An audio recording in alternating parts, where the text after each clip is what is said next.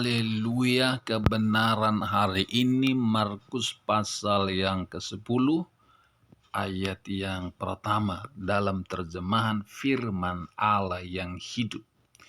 Yesus meninggalkan Kapernaum, ia berjalan menuju perbatasan Yudea di selatan dan memasuki daerah sebelah timur sungai Yordan.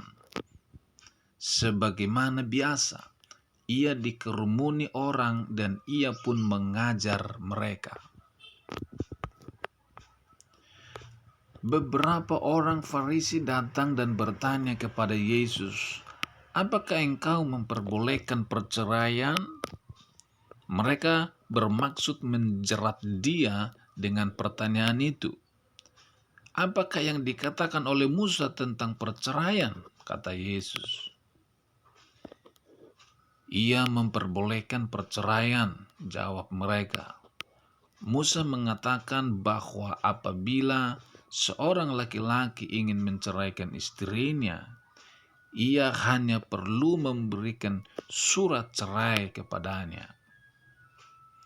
Tahukah kalian apa sebabnya ia mengatakan demikian?" Yesus bertanya lagi, "Sebabnya ialah untuk menuruti kekerasan hatimu yang jahat.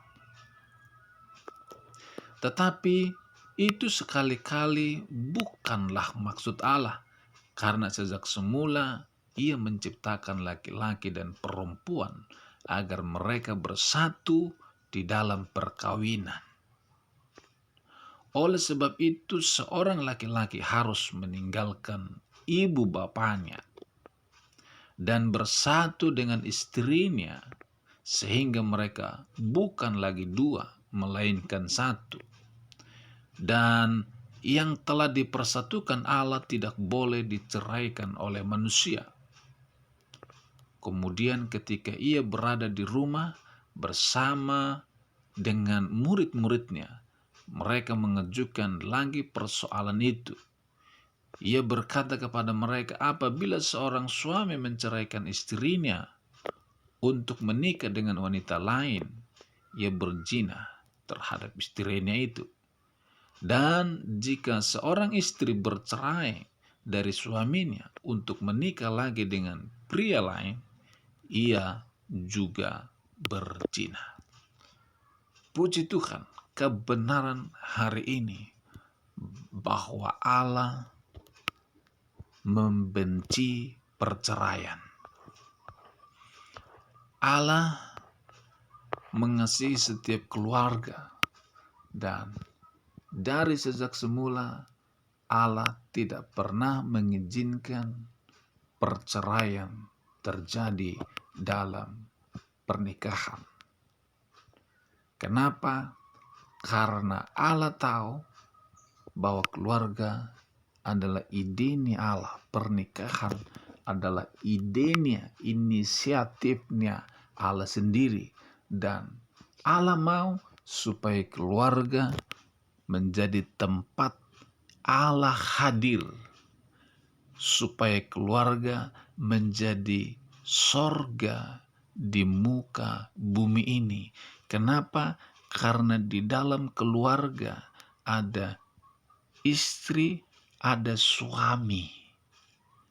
Pernikahan dimulai dari dua orang, yaitu kesatuan, kesepakatan antara istri dan suami, dua orang ini. Dan firman Tuhan berkata, apabila ada 2 atau 3 orang di bumi memanggil, menyebut namaku, maka aku hadir di tengah-tengah mereka. Jadi Allah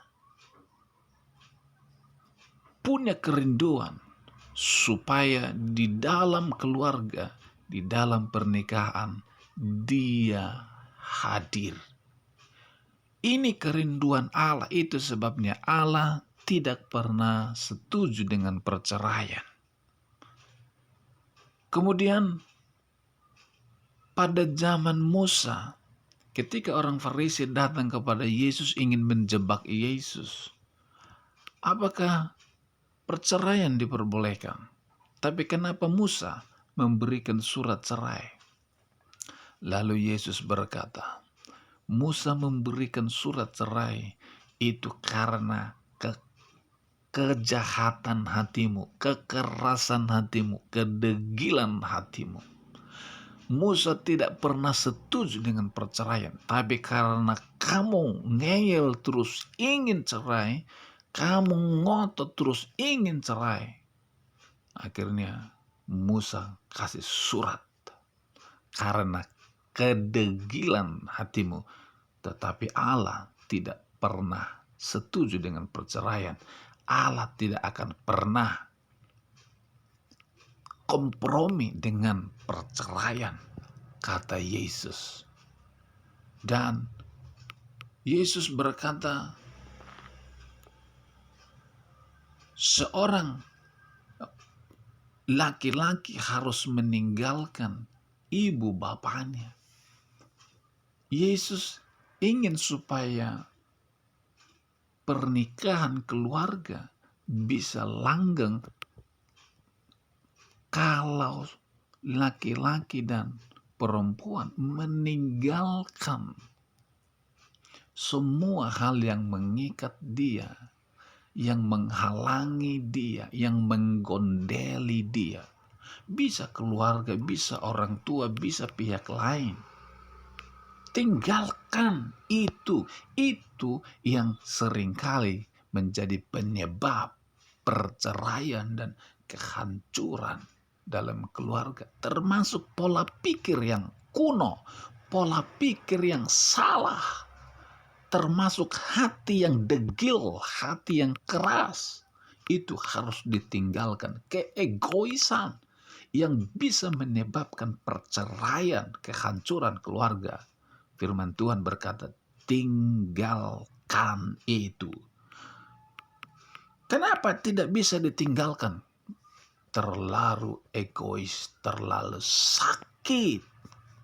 Tetapi Yesus lebih sakit ketika dia mati di atas kayu salib. Kalau engkau berkata terlalu sakit, saya sudah terlalu disakiti, itu tidak ada apa-apanya dibandingkan dengan apa yang Yesus tanggung di atas kayu salib. Dia bukan hanya sakit, tapi dia sampai mati di titik darah penghabisan. Tetapi Yesus tetap memutuskan untuk berjuang mengikuti kehendak Bapa. Kalau terjadi perceraian, berarti kita sedang tidak mengikuti kehendak Bapa. Perceraian karena mementingkan ego kita sendiri, ingin menyenangkan kenyamanan, kedagingan kita sendiri. Tetapi sebenarnya kita sedang mengecewakan Tuhan dalam hidup kita.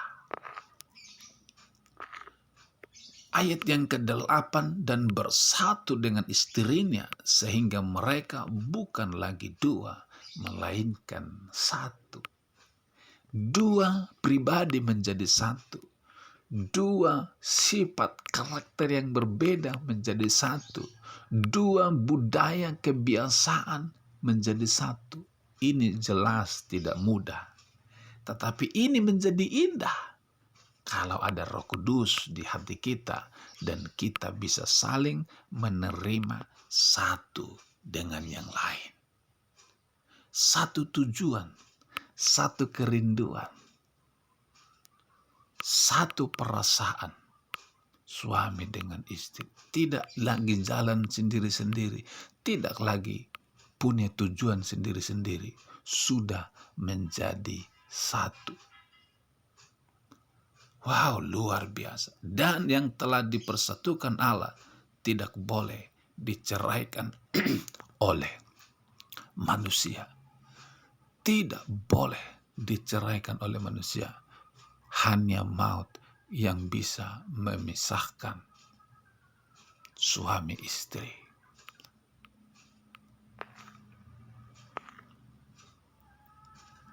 Apabila seorang suami menceraikan istrinya untuk menikah dengan wanita lain, ia berzina dengan istrinya itu.